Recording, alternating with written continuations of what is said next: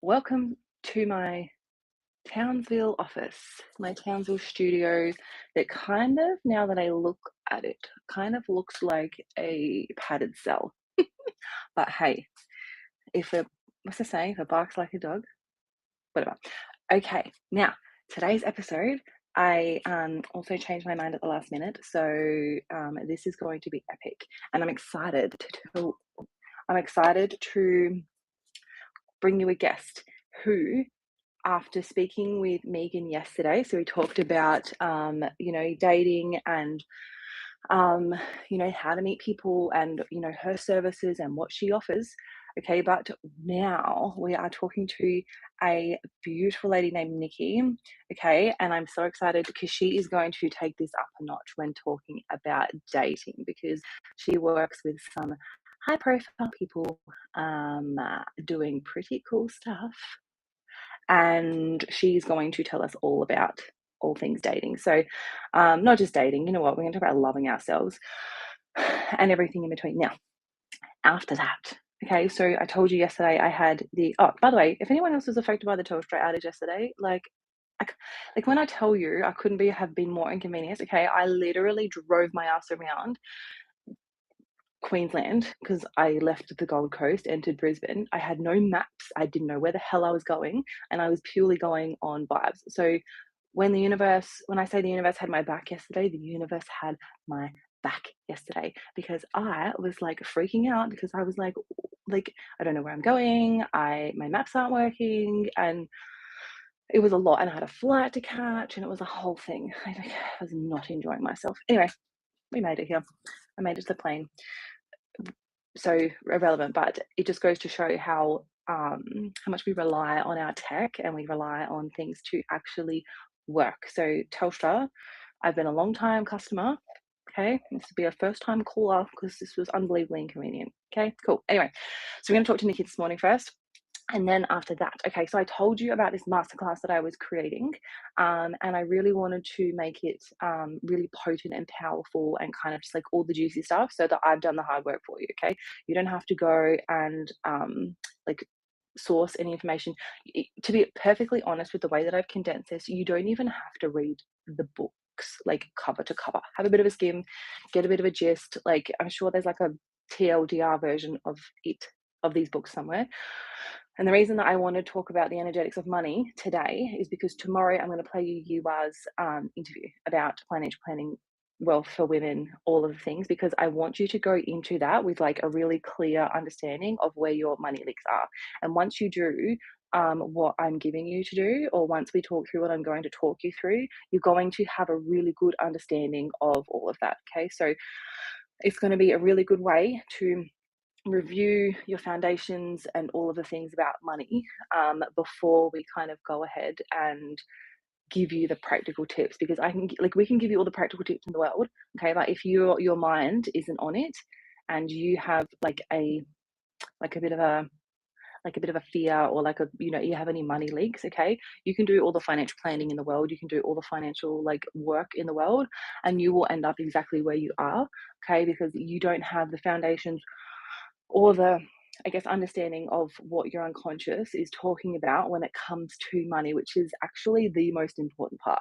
Yeah, so we can do all the physical things, but if the mind stuff isn't there, as we know, yeah, it doesn't always work the same way, and it doesn't always happen for us. So we just really need to make sure that we are, you know, always loving our money, okay?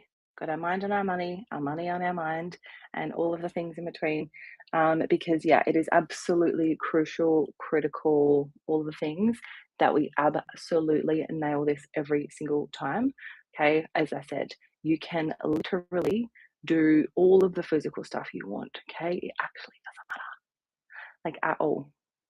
All that needs to happen is making sure that you've got the mental stuff, which is something that they don't teach in school.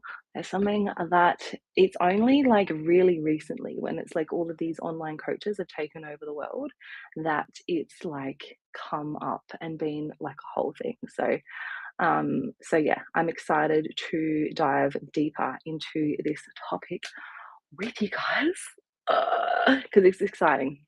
Okay, so while we wait for Nikki, let me tell you a little bit about what we're going to be doing in this second half of the show.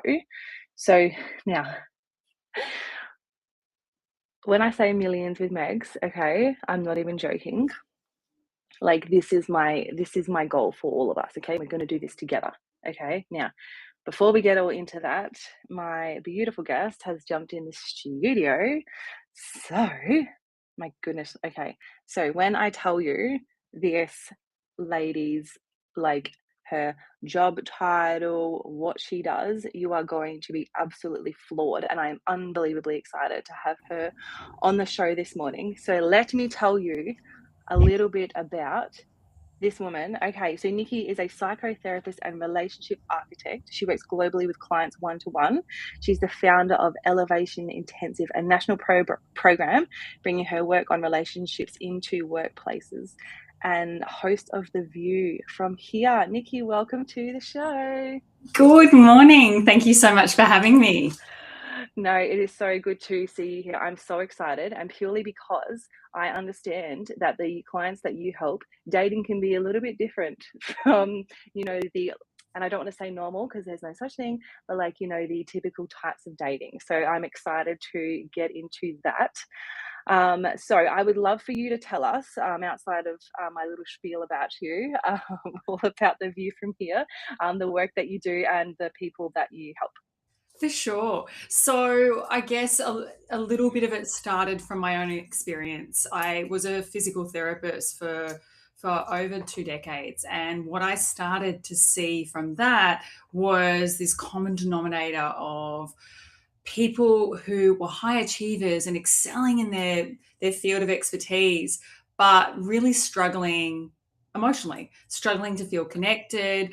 And I realized that I was attracting like minded people because I was kind of the same. And so it kind of led me to do a lot more research and gain deeper understanding into how people end up that way and how can we break that cycle. And I guess that led me to my one on one work and designing a whole program to help people to minimize that in their life, but also stop self-sabotaging their relationships with their partners, with their kids, with their employees, because relationships and connection are so important in humans. And yeah, that led me to develop a 3-month program and then implement it into workplaces. And then the view from here started because I've always been super curious about people and conversations. And when you sit at a cafe talking to somebody and there's those questions you just want to ask, but are socially inappropriate to ask a complete stranger. So I guess the view from here was developed from that curiosity. And I was like, how can I create a space where I'm licensed to have those conversations with really, really interesting people, but in a more appropriate way. So the view from here was developed. Yeah, I love that. It's so funny you say that because that is literally the whole thing that appealed me to having my own show because I was like, well, like I have a reason to ask you to come and have a chat with me because otherwise it's just this random blonde chick being like, hey, I want to ask you some questions. I'm really interested in what you do. Can we have a chat? So I feel you. I love that. I love that. I think curiosity Okay. is the key. Exactly. Well, this is the thing, and it is pure curiosity. Like, I'm not doing because I mean, like, I guess I am nosy. I think inherently as humans, we are a little bit nosy, but it's just curiosity because if you don't, like, you see these people the other side of the screen and doing the work that I do, I work really closely with race car drivers and really high sporting personalities. And Awesome. I am just like fascinated. Well, do you know what? Let me rephrase that. I was so fascinated by their behind the scenes life. So when I started in this industry last year, I was looking at them and I was like, oh my God, like my favorite driver. And it was like a whole thing. But then as I got to know them, meet them, like be behind the veil of actually what it is, it was just so different. And so it was really fun to kind of like humanize my heroes, if you will. And now, one of the biggest names in sporting, well, motorsport in particular, will literally like throw things at me and scare me at every chance he gets. And it just, I can pinch myself because I'm like, how, like, this is cool. I've developed because okay, what do you talk about with high profile people? Like, and again, we put them on a pedestal. I understand that. We're going Mhm. to talk about that in a minute. But what do I possibly have to contribute to a conversation with somebody like that? So that's something I really had to get over because I was like, I mean, I've got interesting things to say, and they don't want to talk about themselves all the time. So Yeah. it was a whole thing. Anyway, okay, back to you. Oh, I love it Okay, 'cause I can relate. that's good, right? I love what you say, is how the relationship you have with yourself is the foundation of everything else built on your relationship. So I would love for you to talk through that because I think that is like one of the most unspoken things in Sure. anything when it comes to like growing your profile and working alongside with these other like high profile people. Yeah, 100%. So it's really interesting when people say relationship with self, they dismiss it. And then when I have people most commonly come to me, it's because there's been a threat amongst them. So either their health has suffered, their partner's threatening to leave them, their workplace is falling apart at the seams. But ironically, it comes back to the relationship with self because it's the one we, I guess, dismiss the most because we don't understand its importance. But when you think about it, on a plane, I always use this analogy, who do they tell to put the mask on first? Yeah. Ourselves. Yeah. Always yourself. Yep. Yeah. And so if you sort of reverse engineer that into life, we should be prioritizing ourselves. But in society, we're often told to prioritize everything external because prioritizing ourselves is selfish. But I run with the philosophy you need to be selfish to be selfless, because again, that analogy of the plane. So when we look at how we function as humans, when our foundation of self, we understand who that is from a deeper level, we can create the safety from within. When we can create and realize that the happiness and fulfillment and that peace that we all search for, all of those factors are actually from within us. We stop constantly striving to get them externally because we understand the key elements are already there. So when you shift that, then everything else in your life starts to amplify, and that is the gift that keeps giving. Yeah, definitely. And it's funny because having flown in the plane yesterday, and that's one of my favorite things now, obviously being like working with men a lot now, is like I'm the girliest like tomboy in the world. So that is my whole thing. I'm like, no, I cannot give to you until I have given to myself. What did they tell you on the plane? Like, so I literally used that conversation yesterday when I was like, it's the safety demonstration video theory. I have to put my mask on first before assisting you. And it's so funny because I just come up with these random analogies. And I think it is like a self-love bunch of analogies because the other one I randomly come up with yesterday was the drunk girl bathroom conversation. Because if you're drunk in the bathroom with a girl, there is no bigger hype queen for you in the whole world. Like your outfit is unbelievable, your accessories, where did you get your bag from? And you walk out of that bathroom like a freaking rock star. You're like, oh, I'm stunning today. So true. So true. Right. So I think I'm gonna come up with like the life, the laws of life according to Megs or something. I don't know, but I love it's a thing. it.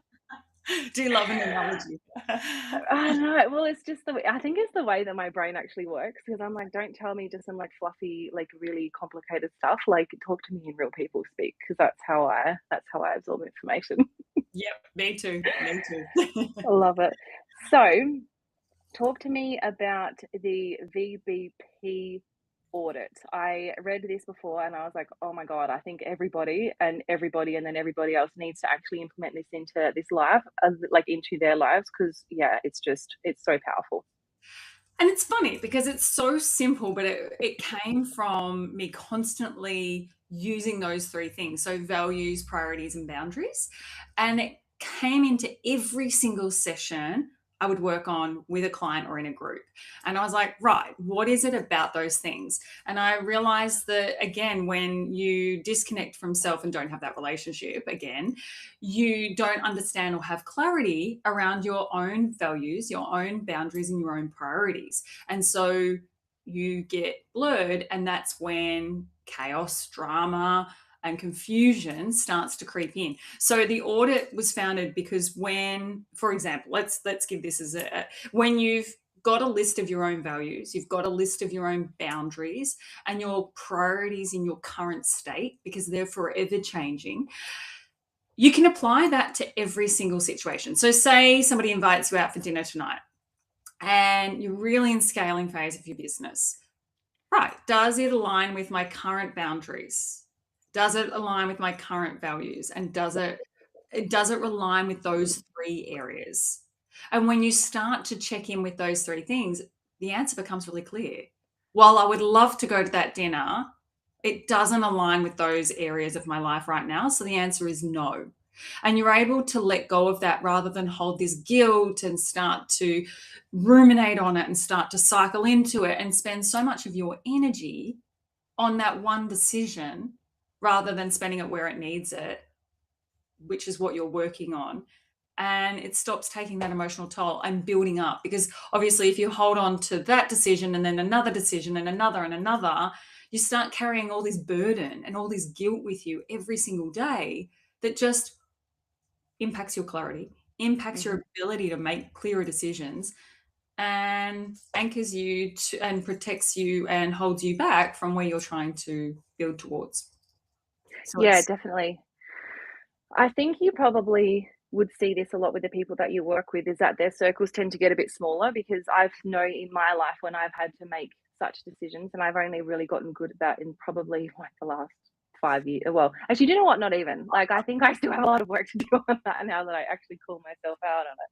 But I have, because it's true, I carry that guilt, and I'm like, oh, like especially since I've moved and things, and so when I go back home, it's like I've got to spend all of my time with all of the people. But knowing what I'm like, I am such an extroverted introvert. Like, I can go be the life of the party, do all of the things, but then like I need like 72 business hours to just like bring my nervous system back to calm and kind of like recharge my batteries, hang out with my cats and do all of those things. So I guess the people that you work with would see their circles probably getting smaller, and not to see that as necessarily like a bad thing.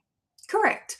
I think as you build that safety from within, it again comes back to that relationship with self. You start to realize that you don't need all of the external relationships to that same level that you once did, maybe in your younger years, where you're still evolving and working out who you are. So you have lots of different pockets of friends then, because that serves maybe the going out phase and the dinner phase and the exercise phase and the weekend phase, or whatever cup you need filled from different social circles and different conversations. Whereas as you get older, you realize that you're cool to go for walks on your own.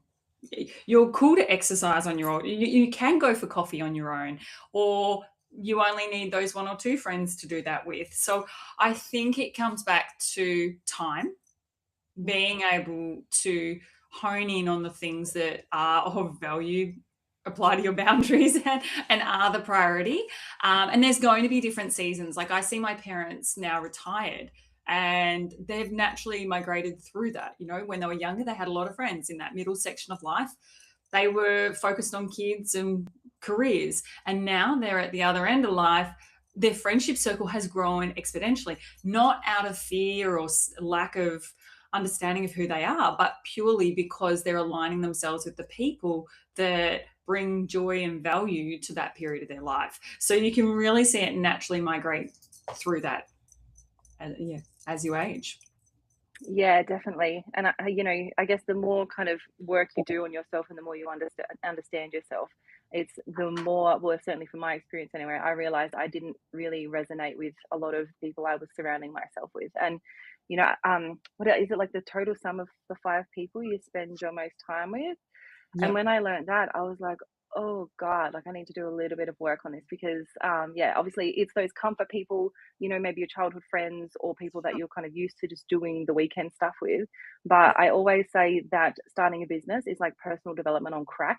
Because you really have to make decisions Yep. from a version of yourself that maybe you're not quite at yet. But if you want to get to, these that place in your life, then you have to start looking at people who maybe once triggered you, like, oh, look at what she's got, or like, look at all, like, she must be so boring and do all these things. But it's like, hey, you know what? That version of herself she's had to become has got her the success that you're very jealous about. So yeah, it's hard, isn't it, to go from like where you are right now to kind of who you want to be, and that like void in the middle I find is the worst part.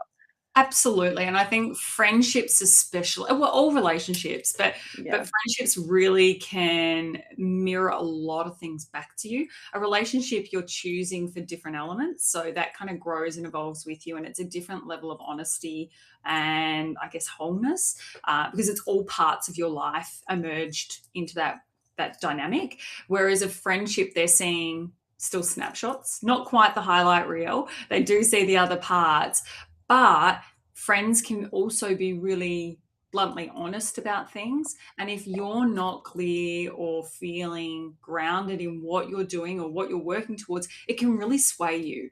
And I think when, especially you're in build phases in different stages of business, you double down on being a bit more insular because you need to connect with yourself, listen to that intuitive, that voice within you that is trying to put all those pieces of the puzzle together to build what you are.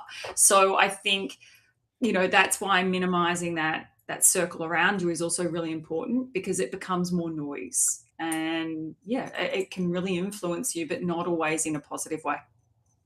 Yes, definitely. Like those, "Oh, just come out for a night," like, you're always working and you're always, doing all the things. Like, I think if I had a dollar for every time I heard that. But, I know myself, and purely because of my health, and I'm so excited to talk to you about this next part as well, is because, if I go out and have, like, a night drinking, say, it's not just like, "Oh, I'm a bit hungover on a Sunday," like, it actually physically and mentally affects me Mm. into the week. And at the stage of business I am at, and at the stage of life I am at, I don't have that time to be like cloudy headed, to not feel myself, to not be myself, and like put out the energy, I guess, into like even to the show, for example. Like, imagine coming on here and somebody's like hungover and be like, "Oh, hey, welcome," like, "What do you want to," like, ill, like, I can't even portray it, like, I can't even pretend it Yeah. because it's so, Yeah. Yeah. yeah, so I think the peer pressure element, like, doesn't really leave high school. We take that with us to the next levels of our life, and you see people stay or go. Um, Now the thing, I mean, I've been so excited to talk to you about all these things, but in particular, I wanna talk about health with you, because I think something that I really resonated with you mostly about is the different phases in life, like me, and you may relate to this too, in because I don't have children, No. and I had stage 4 endo. I had a hysterectomy, like, nearly 7 weeks ago now. So, like, my whole life, like, when are you gonna settle down? And settle down to people means have kids and do all the things. And I'm like, bro, I have built 2 businesses. Like, I get paid to travel around the country with race car drivers. I'm like, I don't, if that's not a good life, like, what do you mean? So I want to talk to you about the burnouts that you felt, because I think women in our situation with yourself, going through early menopause and doing things differently to everybody else, we kind of get either judged or sort of typecasted into kind of like one sort of thing. And we forever do, I feel like, burn ourselves out trying to like either overcompensate for that or to like do all the things. So I want you to tell us all about that stuff, because I think that's going to be really, really helpful. Yeah, sure. So it's been a journey. I guess you don't sometimes realize the extent of it until you're kind of on that other side. But yeah, 3 burnouts by the time I was 35. And I joke about it because I'm like, well, was a high achiever, like to do things at any, fast rate I could. But I think it was, again, it's what my work was founded on, because the first one hit me really hard. And that's actually how I came to move north, because I was told I may never work again. And actually, the first one was probably, yeah. Look, I had micro ones, but that was the first big one. And I thought, yeah, this is good. I'll just go north. It'll all be better. I was only 23. I was so young. But what I didn't realize also at that same time, I was already in menopause and misdiagnosed. You know, was still being misdiagnosed for endometriosis at that point. Hmm. And, health was really compromised, but I was working such big hours. I guess you could just blame that. And then you fast forwarded a few years and I'd started a business. It was going really well, but I was picking and choosing my hours, but, the hours crept up. And burnout number 2, it didn't flatten me as much as the first one, but it was just like a little bit of a reminder there's things not right. Um, But again, I loved what I did. Like, I think that's the misconception, that I worked because I felt stressed about money, that I was running from something. No, my burnouts and my lack of connection with self was purely, I literally just loved what I did. I loved it so much, but there was a perfectionist element to it, that I just wanted to excel and help as many people as I could. And so I could never say no. So it was my lack of boundary with that. And, my health was catching up with me. Obviously, by this point, I had been diagnosed with severe endometriosis and adenosis. Things were not mounting up, but they were still more concerned about me preserving my capacity to have kids. At this point, I was still single. And so I was like, well, how do I know in my mid 20s how that's going to look? But sure, I'm a planner, no problems. So, look, I did freeze my eggs. I didn't get very many. I didn't have much to pick from. So, I froze what I could and was like, just chuck that on the back burner. Let's just focus on work again. And so I sort of doubled down. And at this point, I met my husband, and I guess I was really upfront. I knew there was a risk we couldn't have kids, because obviously, that point I had no eggs. The endo was really bad. Pain levels were astronomical. And yeah, I was sort of floundering a little bit, but work was going so well. So I guess I got that external high of everything else is really good. So we'll figure that stuff out. And I do remember my first year of uni in my undergrad, they said to us that as a physical therapist, you've got about a good 7 to 10 years of solid work, make it count, because these careers are often really short. And I was like, who says that to an 18-year-old? Don't listen to them. So, like, I'll be an anomaly to that. And I got a lot more than that out, but my body was starting to fail me, because what we then found out was, because I'd gone into menopause so early, my internal body was aging at a really fast rate.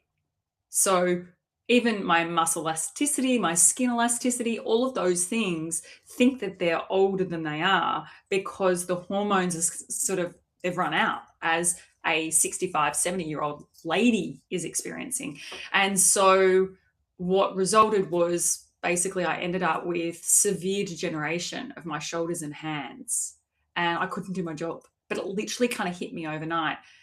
But ironically, the timing was, I had been to a new specialist who had said, we need to do a full hysterectomy, everything. So it's called a radical, as you would well know. So ovaries, everything gone. It needs to go. I'm actually really concerned about what's happening in there. And in that same month, I had to shut down my businesses because my shoulders had given up. And it was in the middle of COVID, so I lost all my passive income. So it was like this perfect storm. Like, I was such a planner. I'd had diversified my incomes, but literally everything stopped me.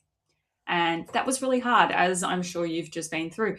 Having organs removed is bigger than I think it's given credit for. And look, I was fortunate in the sense of, when they went in, they told me that it was a ticking time bomb, that it had already started being necrotic, so it was breaking down. And had I left it, it would have resulted in cancer spreading, because it was already turning. So it was like, I don't even know how you are like you are, but we would have been having a very different conversation in a few months' time. So I was super grateful, because I had also had the pre-cancer cells a number of years earlier. So I was like, I'm all good. Got them. They're gone. So, like I said, this was all layering and layering and layering. So the next 12 months were horrible. They were the darkest days I've ever lived in my life, because I was trying to navigate, knowing it was very final. We tried to defrost those eggs I'd frozen years ago. They all died in defrosting. Obviously, now I was unable to carry anyway. We explored some other options. It just wasn't for us. But it was just all very final. And I thought I had dealt with a lot of it already prior, because I was very aware, but it became really obvious that this is how our life is. So, and I've lost my career, which was my baby. Who am I? So that's where the deepest work started to really be done. And I think that's what's led me to want and advocate for who I work with today, because I understand when you love what you do, but certain things happen and transpire out of your control, you start to see the missing pieces of the puzzle that have always been missing, but you've been able to run, hide, and avoid. And when you can't do that anymore, it's a really challenging time. It's really scary. And I think for some people that can be in divorce. They have the business, they have the marriage, they have the kids, or whatever. Their partner leaves them, and that's the piece that is now missing for them. It's not always necessarily health, but it's those really big foundational impacts on you that rock you, and make you start to question why you are like you are. And I guess now we live in this hustle culture of it's around us everywhere. It really grinds my gears, because I won't lie, I am left with a lot of permanent things that I have to manage every single day. So don't ever judge a book by its cover. People go, oh, but you look so well and healthy and like you've got this dream life. Yeah, but I have to check in with those, the VPB every single day to make sure I'm meeting them, because my room for error is so small. That window of tolerance is so small that I can't risk falling outside of it, because to lose more would be really detrimental. Yeah, oh my God. It's like looking into a mirror for me. I've literally had all of those conversations you just talked about. It's yeah, and that was what led me to having my hysterectomy. I had like 3 booked and that I either like cancelled at the last minute, or I was like, I can't like I'll be fine. I'll change my lifestyle, try me in on a new medication, like all of the things. And it wasn't because I was afraid of the surgery. Like I couldn't care less. Like these organs don't work anyway. Like Mm. that wasn't my issue. It was purely for the fact that I didn't want to have downtime because, I'm single. I am my own financial everything. So it's quite a thing for me to go and then take 6 weeks off to recover from, this surgery. But basically my because I have Crohn's disease as well. So Gosh. um, the 3 of them, so my colorectal and then the 2 gynos that I had literally ambushed me in a conversation, and, like, I had an appointment. I thought it was just a checkup, like, "How's everything going?" and, like, whatever, and, they said exactly word for word, "It is going to be a very different conversation in a few months' time if you don't take this more seriously and have this done. Yeah. Like, we're gonna be talking about, yeah, like, the precancerous cells and all of these things," and I was like, "Okay, alright." Fine, take them out. So, it was wild because even the day before, I was at a racetrack the day before my surgery. I was like, "No, I'll fly out the last minute." Like, I wasn't, yeah, willing to. Anyway, it was the best thing I ever did in my whole life. Like I said, 7 weeks post-op, and I've not felt better ever. Well, I mean, I'm sure in my younger years I did. But I understand the sort of like the finality of having a conversation like that, and, same deal. Like, I've frozen eggs. I went through that whole thing. That was one of the worst things I ever did. Like, I'm not sure what your experience was, but it was, yeah, right? Like, when I tell, like, batshit crazy comes to mind when I think about my mental state during those times. Did those hormones, like, affect you really badly as well? Yeah, so I was about 25 when I did it. And so, yeah, single, on my own, sitting. I remember sitting in waiting rooms. I took my parents with me because I was so petrified. I was like, what am I doing? And no one was talking about it. Like, we're going back a number of years ago now.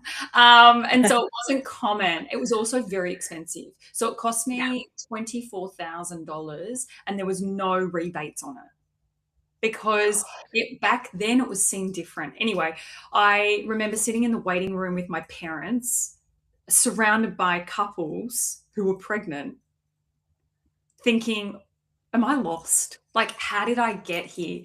But for whatever reason, and so also had an intervention from my specialist. He ambushed me because I kept putting off the test to check my egg level. And one day he was like, the front receptionist, I forget her name. I think her name was Sharon. Well, I was there all the time that we became besties. It's like, Sharon's going to walk you downstairs and have the blood test because you've avoided this for over 18 months and enough's enough. We need to know the facts. And I was like, thank you.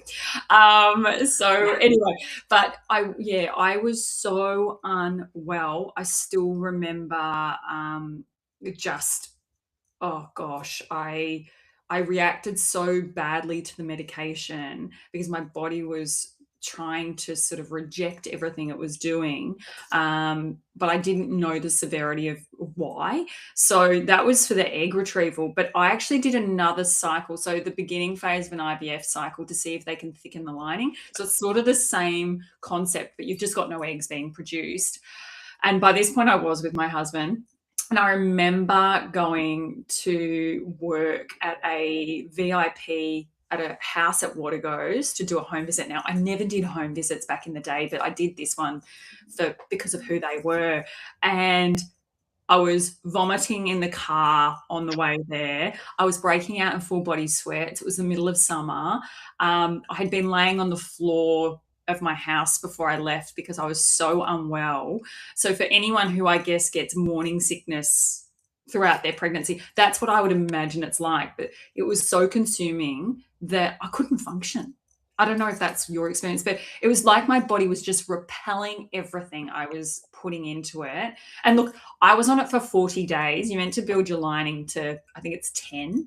After 40 days, mine was still at 1.5. Wow. And so they were like, this is not working. We're going to can this. I'm like, please can this, because I'm either going to lose my mind or like I was so sick. And the fluid, I don't know about you, but the fluid was insane. The egg retrieval, I think I put on 8 kilos, which is a lot. Yep. And I can't remember what it was for the other phase, but yeah, my body was it was so unhappy. So unhappy. Yeah. It was like, I get asked about it a bit, with women my age and, going through, I guess, similar circumstances to me. And I don't want to tell people what to do. Like, if children is on your bingo card, then you know what, I love that for you. It just, I don't think it was for me. Like, I wasn't like, it's my destiny to be a mother. Like, it's just not it. I have like a billion godchildren and I love them dearly, and I can squish them and I can kiss them and I can take them out, but then I can give them back. And I was okay with that, but I think it was just everybody external to me being like, they're having kids, and so like, when are you settling down? And like, when, so yeah, going through the IVF, so similar to you, right? I was sitting in that room, and this probably was about 10 years ago now. Yeah, I think maybe, yeah, it would have been about 10 years ago. And so I had my laptop with me, and same, I was working away, so I was like doing this. I was like, yep, like, because I knew she was gonna be late. She was late, so I'm not gonna waste time there. And same deal, working away, yep. And then there's these couples, pregnant, all surrounded, and I was like, I am the stereotypical like single working gal here. This is the worst thing ever. Okay, I hate this whole thing. Yeah. And yeah, so I think I ended up with 7, and I have to pay for their renewal every year. Like, every year it comes around and it's like $800, whatever it is. And it really, like, every time I'm like, I just don't want to pay this. Like, it really, because I think I was sort of pushed into that decision. I don't know that I would have necessarily, if I really dug deep, wanted to do that. Like, I mean, same deal, right? Now I can't carry a kid anyway, and I don't know that I would outsource that. And look, I never say never, so I'm just going to, just in case, like, you Yeah. know. But yeah, it was mentally, emotionally, physically, like, one of the worst Yeah. states I've been in ever. And I try not to say that to people who are going through it, who ask me what it's like, because like, I was to the point, like, it got really dark. So I remember I don't remember where I was driving to. I just had to drive. I just had to get out. I was scream crying because I was so emotional, and I was like driving 110 kilometers on a highway. And like, when thoughts started going through my head, like, I could just like quickly like go into the barrack, and I was like, nah, this, like, I need. So I was like, nah, you can't. Like, so she's like, you only got 7. Do you want to go again? I was like, no, nope. 7 is fine. If I meant to, like, I said, even Same. if you got 1, Yeah. like, no chance, because Yeah. I mean, and you think about what it actually does to our bodies. Like, obviously you had such a severe reaction, but like even like quote unquote normal bodies, outside of endo and all the other crap, it just like you're pumping yourself full of all of these things. And to think of the women in that waiting room, and they still do it now because I still go see my gynecologist all the time. Well, not so much anymore, but did before. And there's these girls sitting there, and it's like, oh God, I just want to hug you and Mm. say, I am with you. I am here with you. Like, I understand, like, because you're either surrounded by, yeah, people who are preggers coming in with kids, sitting there, like, and it's such this contrast. And it's like, yeah, I think that I don't know, we need like a gynecology for like IVF peeps that aren't, because if you're the person or the couple in the room desperately trying to have a kid, like it actually is unbelievably triggering to go and see people with a kid. So Yeah. yeah, I think that there's anyway, completely No, sidetracking there. no, I really love this. I think this is a really powerful conversation because I think it's those little things that people don't realize have profound impact, especially in those crucial moments. Right now, maybe you and I have done a lot of work and we're in a better space and place with ourselves, with what has transpired, the way life has taken its turns. But in those moments, it feels and lands differently. I remember going into the chemist and asking, I don't know what it was for, but when they ask, "Are you pregnant?" And I just Yes. had a hysterectomy, and I was just like, I just looked at her, and in my mind, I was screaming like, "Does it? I can't. Like, how can I? It's impossible." Yeah. But it wasn't. It was because it was me still healing. It was me processing the change, and it's ironic what you said about children. I never had a burning desire either, but I also knew from a very young age that it was unlikely. So Right. I think I had kind of come to terms with that on a maybe a subconscious level a really long time, a lot longer than most. So honestly, I feel always felt worse for my husband because Yeah. when we first met, I remember one of our first conversations was he was like, "Oh, I really want a family." And I remember telling him so early. And people ask me, "Oh, how early did you let him know that?" And I said, like, really early. I couldn't tell you, like, maybe a couple of weeks in, because I knew that that was a value of his and a priority of his. And I remember when I like found out the nitty gritties of all of this, I said to him, like, if you want out, I totally respect this. I will never hold it against you, but I don't want to stop you from something that I remember you saying was a priority in your life. And I think that was a really powerful conversation to have for myself, for him, but also as a couple. And I'll still never remember. It was so beautiful. And he was like, I didn't marry you because you could carry my kids. I married you because I want to be with you. And Oh, we will just have the best life. And now we've got fur kids and we love them, and seeing him do that, like, I get that joy of seeing him interact with them, and I'm like, cool, it's just a different version. And that's amazing. We've made our own version. We have the best life. We're not missing out. People can say we're missing out, but you don't know what you don't know. And so we live our life to the fullest, but we're very present and conscientious about the choices about how that looks. So we make a lot more time to reconnect and prioritize our relationship because that's the level of value and boundaries and priority for us because that's what we have. And you know what? Great. Like, how lucky am I to have that in my life? And I now respect and nurture that to a higher level because that's the most important thing in my life. Not work yeah. and my health, but that relationship because that's what I get to share my life with. And I'm grateful for that. Yeah, oh, it's just I literally I've had so many of these exact same conversations, and there was literally one point. So like same, like I was always like the hyper independent one, Yep. and there was one time in my life where I yearned to have a child, and that was I was with my ex. He had two daughters, and so basically he separated with his ex at the time, and she was pregnant. They didn't know, so like bing, bang, boom, I've met this guy and I'm falling this Portuguese man, stunning thing. I was like, he was like 8 years younger than me. I was just like, oh, I have hit the jackpot. Anyway, come with a kid and then another one on the way. I was like, okay, great. What the hell do I do with this now? So I will never forget my first night having baby Soph. She was 10 weeks old and I had never had a kid before. I was like, what the shit do you even do with something? Like, what, like, anyway, so thankful for my mum because I was just like, this is just wild. Like, I don't know. Anyway, so um, it was after him that I did the egg freezing. But basically, because that was how I even found out I had endo, to be perfectly honest. Because like I was like, yes, I'm the man of my dreams, and he's got kids, so I know he can have kids. I want to have kids. Like this is the life that I want.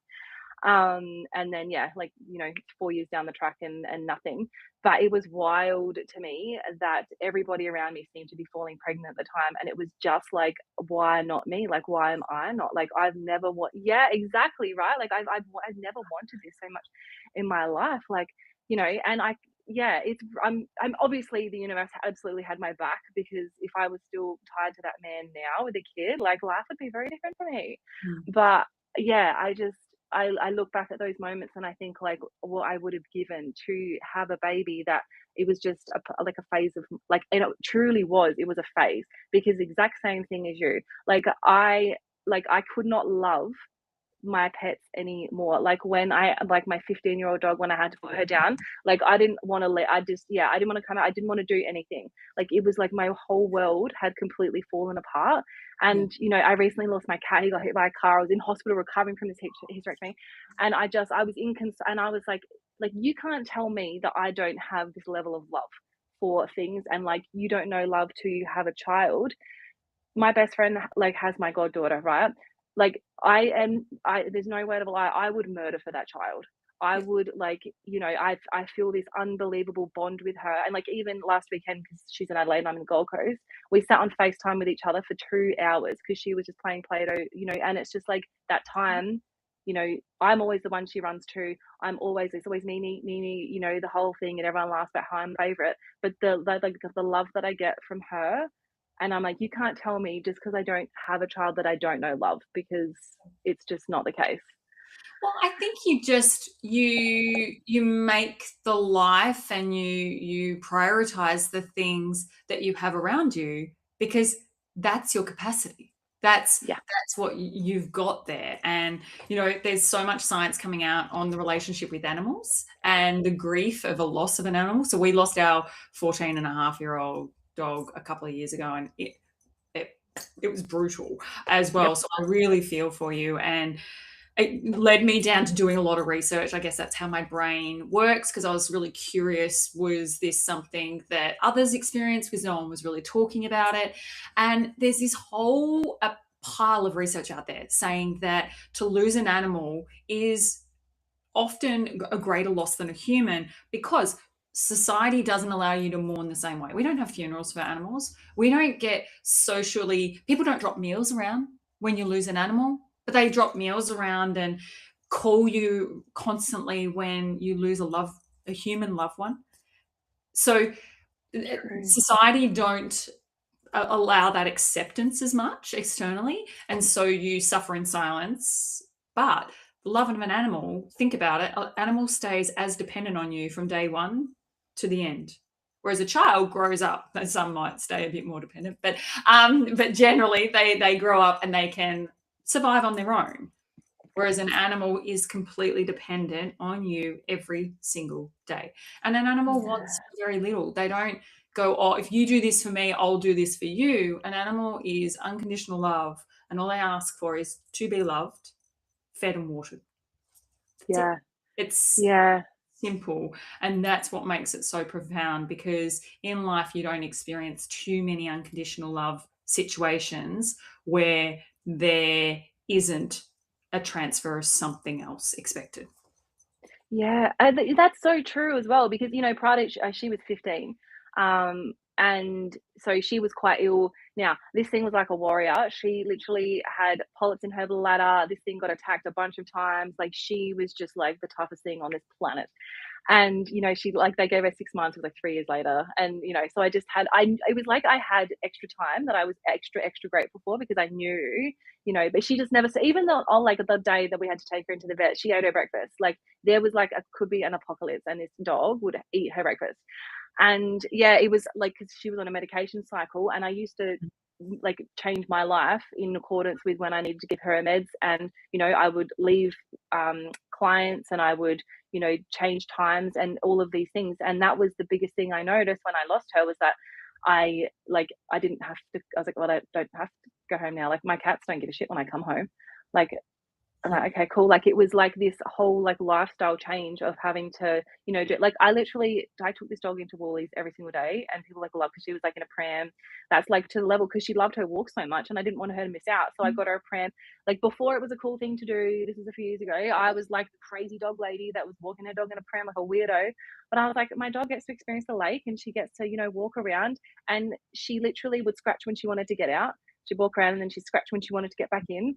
So it was like, yeah, so like the that I guess looking after her, and that's exactly right. And some, like, my dad is like the way left wing of you know, his opening line at my 21st was like, well, I never really wanted kids, right? So everyone was like, what the hell? But then by the end of it, right, everyone was in tears, because like this big 6'6" tattooed man, bikie looking thing, and he's like, you know, she's the best thing that, you know, whatever.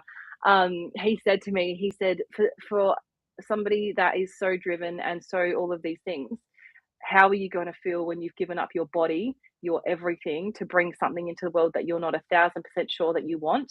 And then what's going to happen the first time that, you know, the kid lies to you, or the kid like does all the, and he said, you know, I know what you're like. You're going to be like, I've done all of this, and it's not the same love as you get from Prada, which is true, because, you know, pets give you the unconditional love. And he said it's not the same as having your godchildren and then, you know, doting on you and giving back. Like, this thing is going to break your heart, like you've done to me that many times. And how are you going to feel, right? How are you going to feel, you know, having to sacrifice? And because I would have been high risk immediately because of my Crohn's disease as well. So it Mm. was like, I look back on all those little conversations that led up to, I guess, you know, well, I mean, I don't know about you. I had to get approval. I had to go and see a psychologist to go and get approval to have my hysterectomy. I don't know if yours was the same. It's wild. No, I didn't, because there was no options. Like, Yeah. it was health necessity that, yeah, I didn't need any of that, because that was the level Yeah.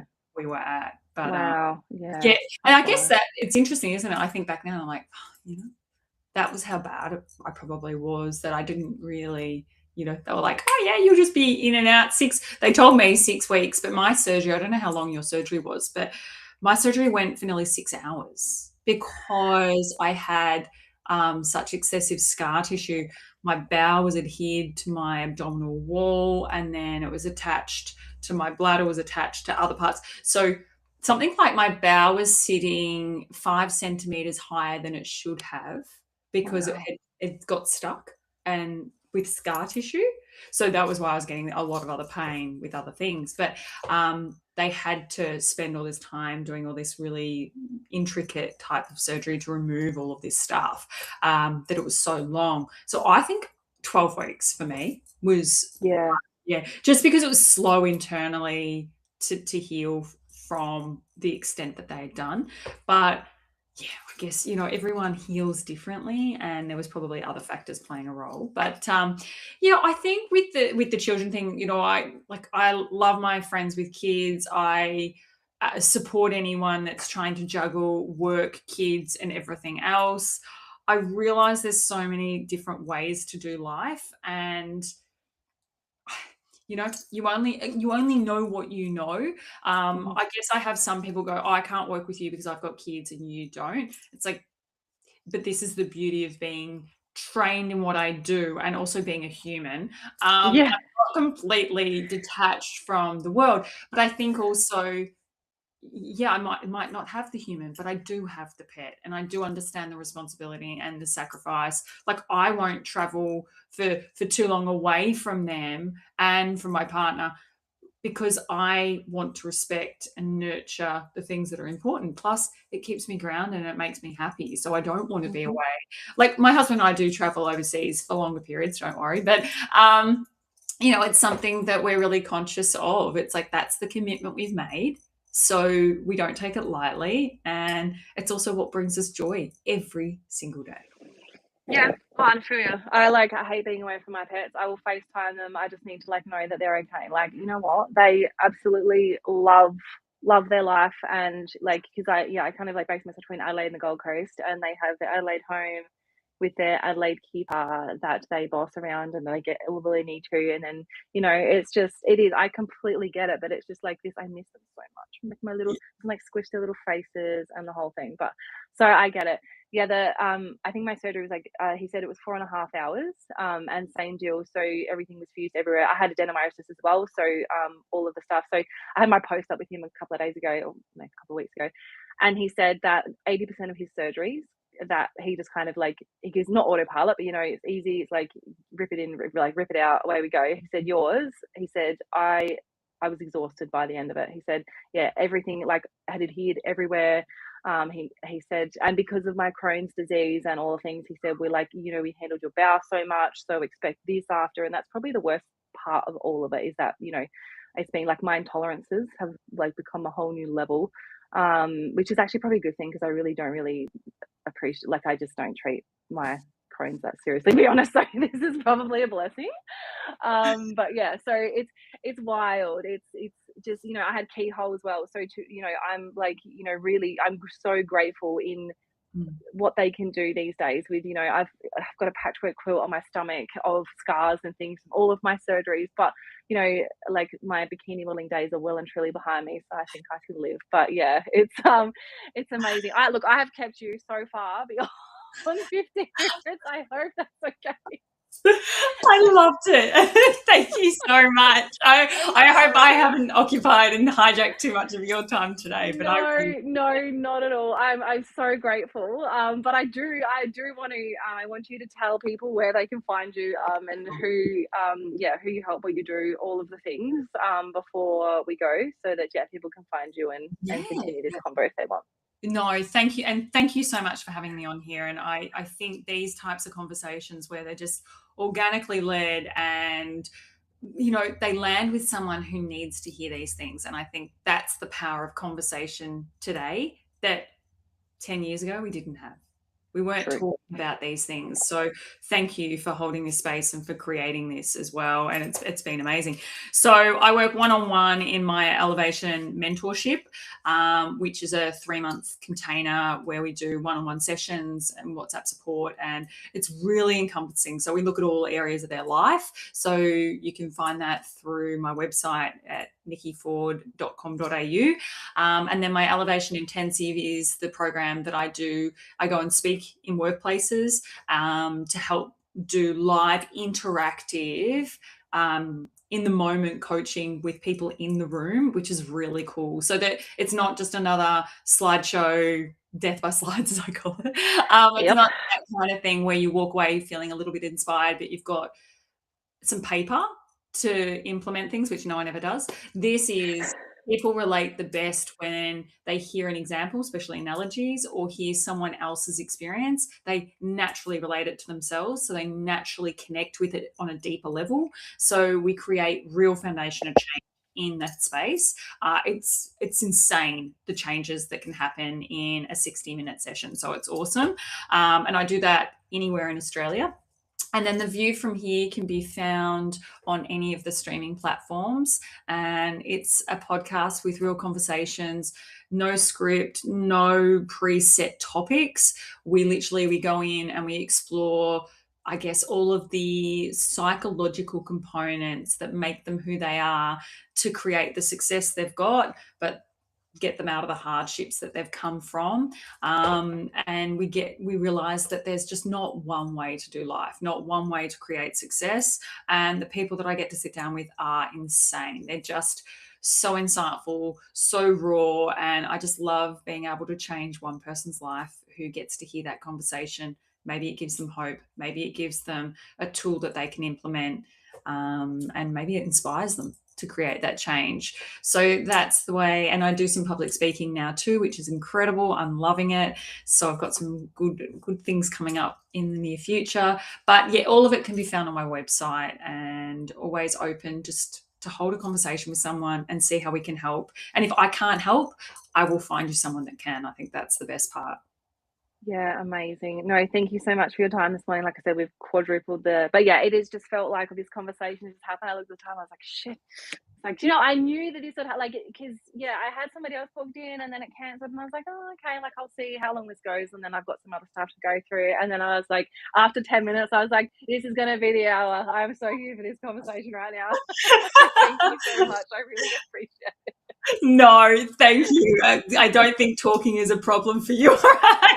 We could No, I probably think we're talk fine. for a whole nother day on these topics. There's so many things I want to ask you as well, but I I'm know. not trying to flip the coin on you.